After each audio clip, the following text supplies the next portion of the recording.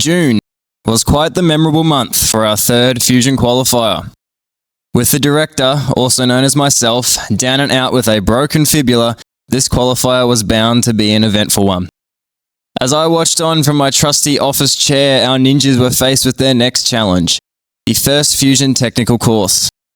Some crazy obstacles made their first Fusion appearance in this course and were proven quite complicated for some ninjas to overcome.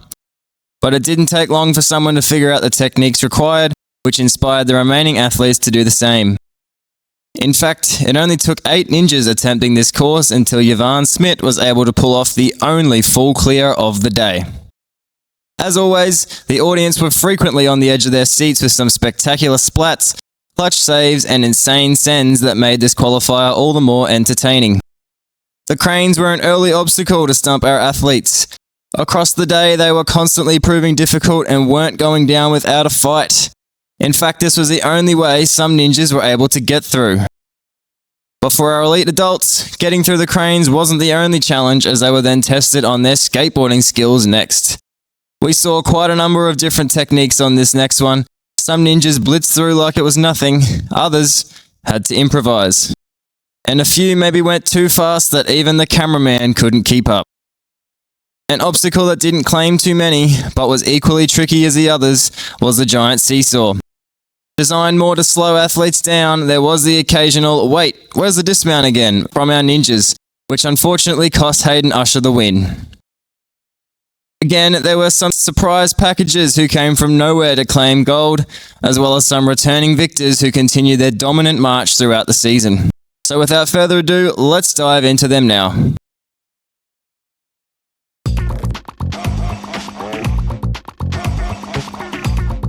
For our beginner kids, Penny Thornton was back to claim the win amongst the girls.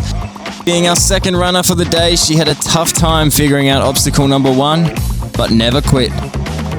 She made light work of the seesaw as she cruised to a 12-point victory in her second Fusion qualifier.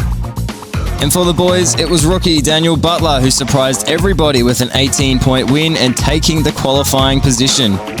In his first Fusion comp, he had cleared the first 5 obstacles until the X-Grabs had other plans.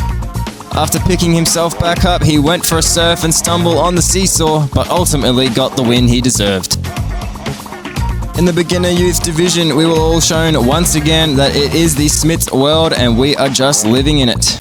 Shanique Smith went back to back as she claimed her 3rd consecutive gold medal with an incredible 15-point run. Her alter ego, Chalkneek, was also back in full swing. With just seconds to go before the final obstacle, she of course had time for one last refill just to be safe. But with another win in her pocket, she was starting to look dangerous entering the second half of the season. Yvonne Smith became our only finisher on this course for the day, finishing up with 24 points and of course claiming the win once again. Making the pizzas look like nothing more than slices of Domino's barbecue meat lovers, he finished the course with 1 minute to spare on the clock. Sitting comfortably on top of the leaderboard with a total of 67 points after the first 3 qualifiers, he wasn't slowing down anytime soon. Our elite youth division started heating up with a booked out male category. But once again, it was Travis Collier who redeemed himself from the past endurance qualifier.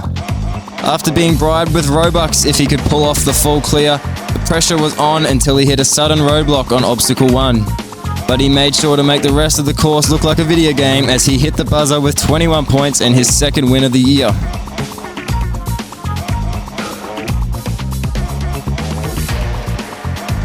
This time for our beginner teens, it was Clasina Duvestein who carried the division on her shoulders and claimed the win with a 6-point performance. She showed her true spirit whilst putting up a good fight against the cranes, but unfortunately, the rope swing proved to be the next challenge.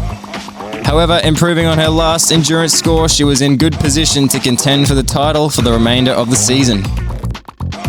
The elite teen males could not have been any tighter as the top 2 were separated by just 12 seconds.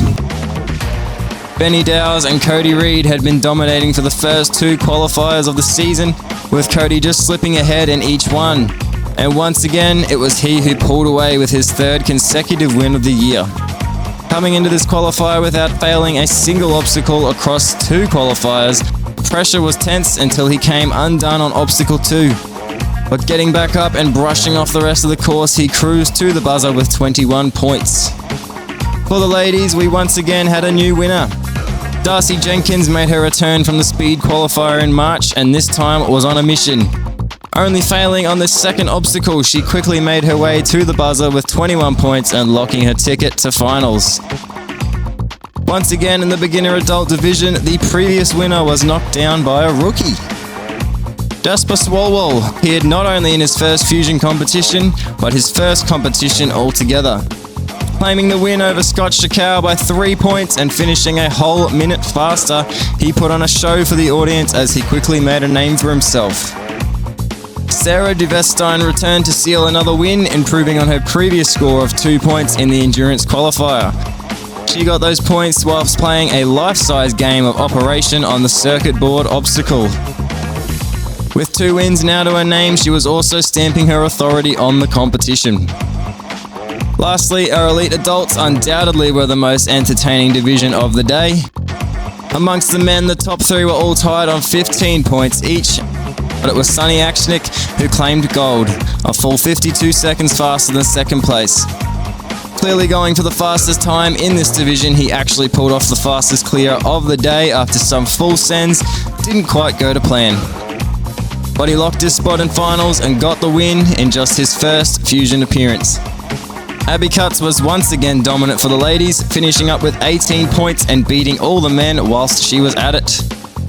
The only elite adult to complete the Kane Tech obstacle, which was the deciding factor as she claimed a second win for the season and solidified top spot on the leaderboard whilst she was at it. And with that, the Technical Qualifier 3 was over and the halfway mark of the season reached. Lots more action still to come. How would the rankings shape up in the final half of the year? Be sure to check out our upcoming video recapping the Speed Qualifier 4 in July.